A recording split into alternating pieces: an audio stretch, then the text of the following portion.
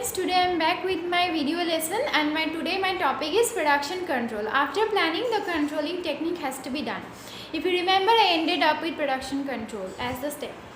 So I'll discuss today 4 main techniques of production control that the production department of any organization would follow.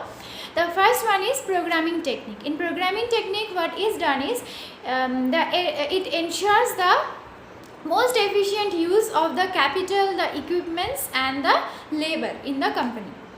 Now there are 3 main decisions that has to be taken in programming technique. The first one is the nature of the product that has to be manufactured with regards to its size, type, quality, quantity, etc. etc. Then the second decision is the amount of or the exact amount of quantities to be produced so that it does not lead to either overstock or idle stock. So that efficiently the amount of product or the quantities can be handled and it can be it can be made available to the customer at the right time. So that is the second one. Third decision is when to produce. That means the right timing to produce. Depending on the location, the climate, etc., it has to be done. There are 4 objectives that are followed. First one is reliable delivery to the customer, even loading of plant. None of the machines should be overloaded and none of the machines should be less used. So it has to be an even share. The third one is even loading of labor. The company or the production manager has to make sure that no labor is overworked and no labor is staying idle at any point of time. And the fourth objective is the efficient use of capital that is invested by the finance department in the production process. So that is programming. Second technique of production control is ordering. In ordering, what is done is the exact requirement of the product is broken down and it has to be completed at specific time so that the orders for the materials are processed on time, and then you can utilize those materials and make the product available to your customers. So basically in ordering, what is done, it makes sure, the production manager makes sure that the availability of the materials are ensured on time.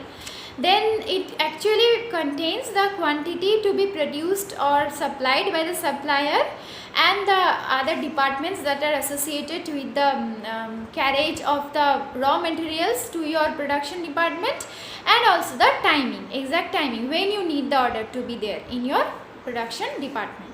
So that is ordering. Next technique is dispatching.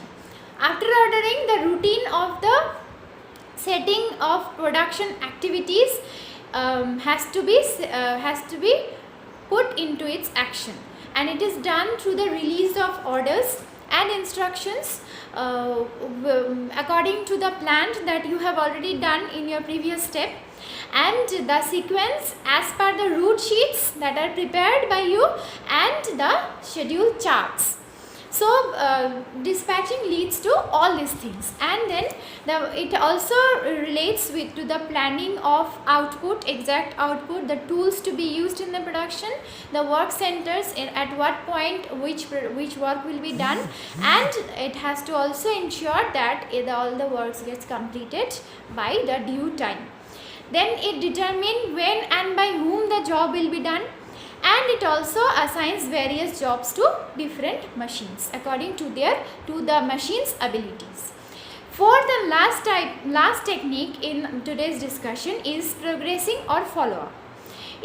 Follow-up, as I told you in my last discussion, that you have to make sure your targets are matching with your performance. That means standard and the real output should match.